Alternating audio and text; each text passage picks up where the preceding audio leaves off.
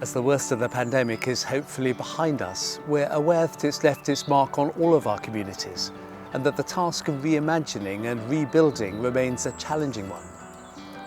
As part of that task, over these past few months, we've been listening to a wide range of people through meetings and focus groups and a survey, as well as seeking God in prayer as we've looked to the future together. As a result of all that listening, we've looked to simplify our vision of a transforming church, transforming lives, and to embed it more fully in the life of our parishes through our new parish needs process.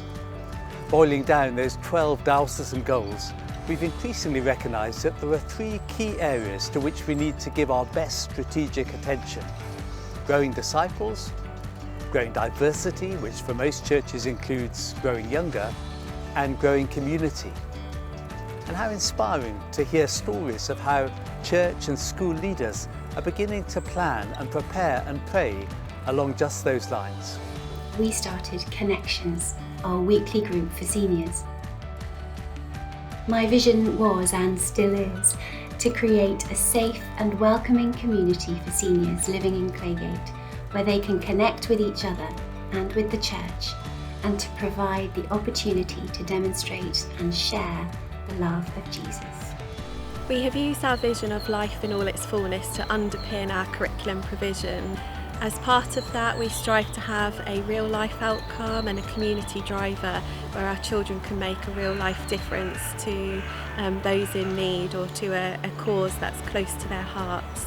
We wanted to create a group where families and children could gather and do something together, participate in an activity with a Bible story, with time for prayer and a song, and a time of fellowship and food. A Lego club was born. We can either keep the doors of our church closed, or we can step out in faith and we can open them and see what happens and take a risk, because I think that's the thing, we have to be out of our comfort zones and we have to take a risk. So whether you join us for a coffee, whether you just join us for a chat and a natter, or whether you join us for one of our worship services, we want you to feel that you have come to church, that you have been part of our community. I hope that in the future, more young people are able to express their views or concerns for our churches, and we are able to encourage and welcome more young people. As we embark on Chapter 2 of Transforming Church, Transforming Lives, so we recognise our continuing need to look to God and one another for encouragement and inspiration.